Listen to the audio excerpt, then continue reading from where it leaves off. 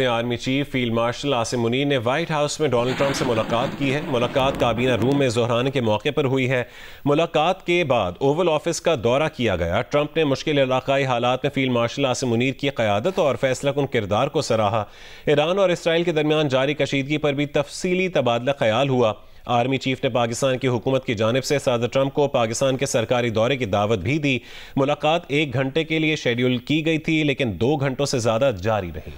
ISPR کے مطابق army chief field marshal Asim Munir نے وائٹ ہاؤس میں ڈونلڈ ٹرمپ سے ملاقات کی۔ اعلیٰ سطحی ملاقات کابینہ روم میں ظہرانے کے موقع پر ہوئی۔ ملاقات کے بعد اوول آفس کا دورہ کیا گیا۔ صدر ٹرمپ کے ہمراہ امریکی وزیر خارجہ سینیٹر مارکو روبیو اور مشرق وسطیٰ کے امور کے لیے امریکہ کے خصوصی نمائندہ اسٹیو وٹکوف بھی موجود تھے۔ فیلڈ مارشل عاصم منیر کے ہمراہ پاکستان کے قومی سلامتی کے مشیر بھی شریک تھے۔ ملاقات کے دوران آرمی چیف نے پاکستان اور اس کے عوام کی جانب سے صدر ٹرمپ کا شکریہ ادا کیا۔ حالیہ علاقائی بحران میں پاکستان اور بھارت کے درمیان جنگ بندی کی کوششوں میں تعمیری اور نتیجہ خیز کردار ادا کرنے پر شکریہ ادا کیا گیا۔ آرمی چیف نے صدر ٹرمپ کی قائدانہ صلاحیتوں اور عالمی چیلنجز کو سمجھنے اور حل کرنے کی ان کی صلاحیت کو سراہا۔ صدر ٹرمپ نے پاکستان کی علاقائی امن و استحکام کے لیے جاری کوششوں کو سراہا اور انسداد دہشت گردی میں دونوں ممالک کے درمیان مضبوط تعاون کی تعریف کی۔ دونوں جانب سے انسداد دہشت گردی کے شعبے میں مسلسل تعاون کے عزم کا اعادہ کیا گیا۔ ملاقات میں تجارت، معاشی ترقی، معدنیات، مصنوعی ذہانت، توانائی، کرپٹو کرنسی اور ابھرتی ہوئی ٹیکنالوجیز سمیت کئی شعبوں میں دوطرفہ تعاون بڑھانے کے امکانات پر بھی بات چیت ہوئی۔ صدر ٹرمپ نے پاکستان کے ساتھ ایک طویل مدتی اسٹریٹجک شراکت اور مشترکہ مفادات پر مبنی تجارتی شراکت داری میں گہری دلچسپی ظاہر کی۔ ایران اور اسرائیل کے درمیان جاری کشیدگی پر بھی تفصیلی تبادلہ خیال ہوا جس میں دونوں رہنماؤں نے اس تنازع کے پرامن حل کی اہمیت پر زور دیا۔ صدر ٹرمپ نے مشکل علاقائی حالات میں فیلڈ مارشل عاصم منیر کی قیادت اور فیصلہ کن کردار کو سراہا۔ آرمی چیف نے پاکستان کی حکومت کی جانب سے صدر ٹرمپ کو کسی مناسب موقع پر پاکستان کے سرکاری دورے کی دعوت بھی دی۔ فیلڈ مارشل سید عاصم منیر کی امریکی صدر ٹرمپ سے وائٹ ہاؤس میں ملاقات۔ صحافیوں سے گفتگو میں صدر ٹرمپ نے کہا کہ فیلڈ مارشل سید عاصم منیر سے ملنا ان کے لیے اعزاز ہے۔ پاکستان اور بھارت دونوں جوہری طاقتیں ہیں۔ فیلڈ مارشل عاصم منیر کا شکریہ کہ وہ جنگ کی طرف نہیں گئے۔ فیلڈ مارشل عاصم منیر کو جنگ روکنے کے لیے شکریہ ادا کرنے کے لیے مدعو کیا تھا۔ پاکستان کے ساتھ تجارتی معاہدے پر بھی بات چیت ہو رہی ہے۔ بتایا کہ فیلڈ مارشل عاصم منیر سے ایران کے معاملے پر بات ہوئی ہے۔ پاکستان ایران کو دیگر لوگوں کے مقابلے میں زیادہ بہتر جانتا ہے اور وہ اس صورتحال پر خوش نہیں ہے۔ President, in your meeting today with the Chief of Staff of the Pakistani Army, did you talk about Iran? Did that come up? Is there anything you can share from that meeting? Yeah, well, they know Iran very well, better than most, and they're not happy about anything. It's not that they're bad with Israel. They know them both, actually, but they probably, maybe they know Iran better. But they see what's going on, and he agreed with me. The reason I had him here, I wanted to thank him for not going into the war, just ending the war. And I want to thank, as you know, Prime Minister Modi just left, just a little while ago, just left, and we're working a trade deal with India. We're working a trade deal with Pakistan. And they were both here, but I was with Modi a few weeks ago. He was here, actually. But now we speak to him, and I'm so happy. There was a deal that 2 smart people, plus, they have people on their staff too, but 2 smart people, 2 very smart people decided not to keep going with that war. That could have been a nuclear war. Those are 2 nuclear powers, big ones, big nuclear powers, and they decided not. So I was honored to meet him today. Senator doctor مصدق ملک نے کہا ہے کہ ہماری عسکری فتح کی وجہ سے ہماری سفارتی فتح ہوئی ہے۔ صدر ٹرمپ نے کل کہا کہ پاکستان اور بھارت کے ساتھ تجارت پر بات ہو رہی ہے۔ وہ پروگرام جیو پاکستان میں گفتگو کر رہے تھے۔ اس سے پہلے جتنی بھی جھڑپیں آج تک ہوئی ہیں، کبھی آپ نے دنیا کو پاکستان کے ساتھ ایسے کھڑے نہیں دیکھا، آج تک نہیں آپ نے دیکھا۔ تو یہ جو ہمیں کامیابی ہوئی ہے ڈپلومیٹک فرنٹ پہ، اس کی اصل وجہ تو ہماری عسکری کامیابی ہے۔ اگر وہ عسکری کامیابی نہ ہوتی تو ایک بات تو بڑی واضح شکل میں دنیا کے سامنے آ گئی ہے کہ غریب لوگ اور کمزور ملک دونوں کا دنیا میں کوئی ٹھکانہ نہیں۔ اس وجہ سے اب کمزوری، کیونکہ ہم نے مضبوطی سے بات کی، ہم جنگ جیت کے وہاں پہ گئے اور اس کے باوجود ہم نے امن کی بات کی اور دنیا پہ یہ واضح کر دیا کہ یہ امن کی بات ہم کمزوری کی وجہ سے نہیں بلکہ مضبوطی کی وجہ سے کر رہے ہیں. ہم جنگ جیت کے پھر بھی کہہ رہے ہیں کہ خطے میں امن ہونا چاہیے. کل جو گفتگو ہوئی ہے اگر وہ گفتگو صرف بھارت اور پاکستان کے معاملات پہ رہتی جو رہی اور بڑی اس میں مثبت چیزیں سامنے آئیں، مگر امریکی صدر کا یہ کہنا کہ ہم ایران کو جانتے ہیں مگر جتنے اچھے سے پاکستان ایران کو جانتا ہے شاید کوئی بھی نہیں جانتا. گزشتہ روز اسرائیل پر حملوں میں سجیل میزائلوں کا استعمال کیا گیا. ایرانی فوج کا کہنا ہے کہ اہداف پر مرکوز میزائل حملے جاری رہیں گے.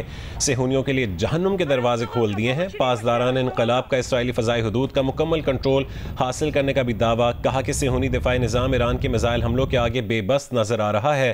اسرائیل کے خلاف تازہ حملوں میں فتح 1 ہائپرسونک میزائلوں کا استعمال کیا گیا. امریکی اخبار کا کہنا ہے کہ اسرائیل کو میزائل چکن ایرو انٹرسیپٹرز کی کمی کا سامنا ہے. بیلسٹک حملے روکنے کی صلاحیت متاثر ہو سکتی ہے. اسرائیل پر آج صبح ہونے والے ایرانی میزائل حملے میں کم از کم 47 اسرائیلی زخمی ہوئے ہیں. اسرائیلی ایمرجنسی سروس کا کہنا ہے کہ زخمی ہونے والوں میں سے 3 افراد کی حالت تشویشناک ہے جبکہ 42 افراد معمولی زخمی ہوئے ہیں. ایرانی میزائل حملے میں 18 افراد شیلٹر کی جانب بھاگتے ہوئے زخمی ہوئے ہیں. ایران کے کئی شہروں پر اسرائیلی حملے. تہران میں ہلال احمر کی عمارت کو نشانہ بنایا گیا ہے. امام حسین یونیورسٹی اور سرکاری ریڈیو کی عمارت کے قریب بھی حملہ کیا گیا ہے اور میزائل فیکٹری کو نشانہ بنانے کا دعویٰ بھی کیا گیا ہے. اسرائیل کا کہنا ہے کہ اصفہان کے ایئر بیس پر بھی بمباری کی گئی ہے. ایران اسرائیل جنگ نے مشرق وسطیٰ میں پھیلنے کا خطرہ بڑھا دیا ہے. عالمی طاقتیں بھی متحرک ہو گئی ہیں. ایران اسرائیل جنگ میں امریکی شمولیت کے خدشے اور ٹرمپ کی ایران کو غیر مشروط طور پر ہتھیار ڈالنے کی دھمکی نے حالات مزید کشیدہ کر دیے ہیں. ترجمان ایرانی وزارت خارجہ نے بھی خبردار کر دیا ہے کہ ایران کے خلاف جنگ میں کسی کی بھی شمولیت سے مکمل جنگ سمیت خطے کے لیے سنگین نتائج ہوں گے. مشرق وسطیٰ میں کشیدگی اور ایران اسرائیل جنگ کے تناظر میں خطے میں امریکہ کہاں کہاں موجود ہے دیکھتے ہیں اس خصوصی رپورٹ میں. امریکہ نے مشرق وسطیٰ میں گزشتہ کئی دہائیوں سے مستقل فوجی موجودگی برقرار رکھی ہوئی ہے. تازہ ترین اعداد و شمار کے مطابق مشرق وسطیٰ میں 19 سے زائد مقامات پر امریکہ کے فوجی اڈے قائم ہیں جن میں تقریباً 40 سے 50 ہزار فوجی اہلکار موجود ہیں. ان میں سے 8 مستقل فوجی اڈے ہیں. امریکی think tank council on foreign relations کے مطابق امریکی مستقل اڈوں میں بحرین، مصر، عراق، اردن، کویت، قطر، سعودی عرب اور متحدہ عرب امارات شامل ہیں. باقی اڈے وقتی نوعیت یا اسٹریٹجک مقاصد کے لیے استعمال ہوتے ہیں. امریکی نمایاں فوجی اڈوں میں سے ایک قطر کی العدید ایئر بیس ہے جہاں مشرق وسطیٰ میں سب سے بڑا امریکی فوجی اڈہ 1996 میں قائم کیا گیا. یہاں تقریباً 10,000 امریکی فوجی موجود ہیں. یہ اڈہ سینٹ کام کا فارورڈ ہیڈ کوارٹر ہے اور عراق، شام اور افغانستان میں امریکی کارروائیوں کا مرکز رہا ہے. دوسری اہم نیول سپورٹ ایکٹیویٹی بحرین میں قائم ہے. امریکی بحریے کا یہ اڈہ جو سابقہ برطانوی اڈے HMS جوفیر کی جگہ قائم کیا گیا، یہاں تقریباً 9,000 دفاعی اہلکار تعینات ہیں اور یہ US نیویز 5th فلیٹ کا گھر ہے. کویت سٹی سے 55 کلومیٹر جنوب مشرق میں کیمپ عرف جان اڈہ 1999 میں تعمیر کیا گیا. یہ امریکی فوج کی لاجسٹک سپلائی اور کمانڈ کا اہم مرکز ہے. متحدہ عرب امارات میں الدفرہ ایئر بیس ایک اسٹریٹجک فضائی اڈہ ہے جو خفیہ معلومات جمع کرنے اور F-22 ریپیٹر اسٹیلتھ فائٹر سمیت جدید طیاروں اور ڈرونز کی پروازوں کے لیے استعمال ہوتا ہے. شمالی عراق اور شام میں امریکی فضائی کارروائیوں کے لیے استعمال ہونے والا اڈہ اربل ایئر بیس جہاں امریکی فوجی، کرد اور عراقی فورسز کی تربیت اور مشاورت بھی کرتے ہیں. امریکہ نے پہلی بار 1958 میں لبنان بحران کے دوران فوجی دستے بیروت بھیجے تھے جہاں 15,000 امریکی میرینز اور آرمی اہلکار کو تعینات کیا گیا تھا. ایران پر امریکی حملے کی تیاری مشرق وسطیٰ جنگ کے دہانے پر آ گیا ہے. امریکی صدر ڈونلڈ ٹرمپ کی قیادت میں ایران پر ممکنہ حملے کی تیاریاں. بلومبرگ اور وال اسٹریٹ جرنل کی رپورٹس کے مطابق اعلیٰ امریکی حکام اور وفاقی ادارے ایران کے جوہری پروگرام کو نشانہ بنانے پر غور کر رہے ہیں جبکہ صدر ٹرمپ نے منصوبہ بندی کی منظوری دے دی ہے. مگر حتمی حکم روک رکھا ہے. ٹرمپ نے اندیا دیا ہے کہ آئندہ ہفتہ فیصلہ کن ہوگا جبکہ ایران کے سپریم لیڈر آیت اللہ علی خامنائی نے خبردار کیا ہے کہ کسی بھی امریکی حملے کا سخت جواب دیا جائے گا. اس دوران امریکی فوجی سرگرمیوں میں تیزی آ گئی ہے اور جنگی بحری جہاز مشرقی بحیرہ روم اور عرب سمندر میں پہنچ چکے ہیں. یورپی وزراء خارجہ جمعے کو ایران کے ساتھ جوہری معاملے پر مذاکرات کریں گے. خبر ایجنسی کا دعویٰ ہے کہ جرمنی، فرانس، برطانیہ کے وزراء خارجہ ایرانی ہم منصب کے ساتھ جنیوا میں مذاکرات کریں گے. ایرانی ہم منصب سے ہونے والی ملاقات پر امریکہ نے بھی اتفاق کیا. اسرائیل ایران جنگ پر اقوام متحدہ کی سلامتی کونسل کا اجلاس بھی جمعے کو طلب. اجلاس بلانے کی درخواست ایران نے کی. پاکستان، چین اور روس کی حمایت حاصل ہے. روسی صدر ولادیمیر پوٹن کا متحدہ عرب امارات کے صدر شیخ محمد بن زائد ال نہیان سے رابطہ ہوا ہے۔ روسی صدر نے ایرانی جوہری پروگرام پر سفارتی حل میں ثالثی کی پیشکش پر زور دیا۔ دونوں رہنماؤں نے ایران اسرائیل تنازع کے فوری خاتمے کی ضرورت پر اتفاق کیا۔ پریس کانفرنس میں صدر پوٹن نے کہا کہ ایران نے روس سے فوجی مدد نہیں مانگی، روس نے ایران کو ماضی میں فوجی ساز و سامان فراہم کیا۔ ایران کو فوجی ساز و سامان کی فراہمی بین الاقوامی قوانین کی خلاف ورزی نہیں ہے۔ کہا کہ 200 سے زیادہ روسی جوہری ماہرین پاور پلانٹ کے 2 یونٹ بنانے کے لیے ایران میں ہیں۔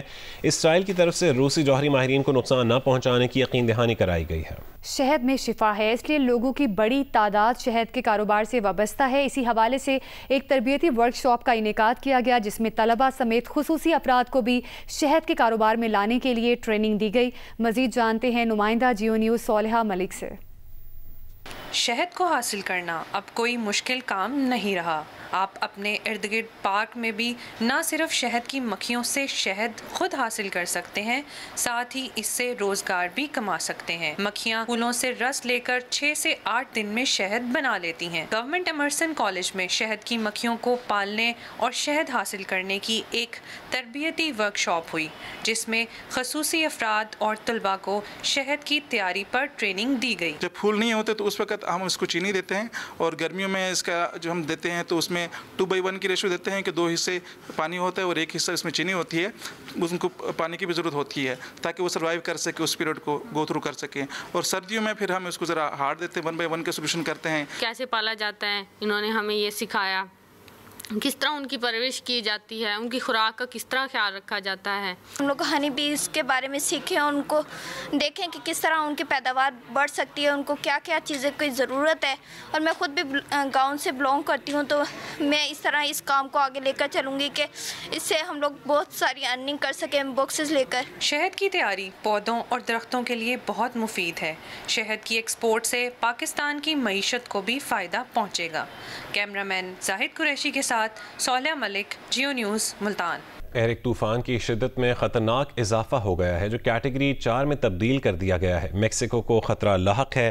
امریکہ کے نیشنل ہریکین سینٹر نے خبردار کیا ہے کہ طوفان ایرک انتہائی خطرناک کیٹیگری 4 میں تبدیل ہو چکا ہے جو مزید شدت اختیار کر سکتا ہے۔ یہ طوفان میکسیکو کے ساحلی شہر پنٹا میلڈونارو سے 90 میل جنوب مشرق میں موجود ہے اور اس کی رفتار 230 کلومیٹر فی گھنٹہ تک جا پہنچی ہے۔ حکام نے ممکنہ زمینی ٹکراؤ سے قبل الرٹ جاری کر دیا ہے۔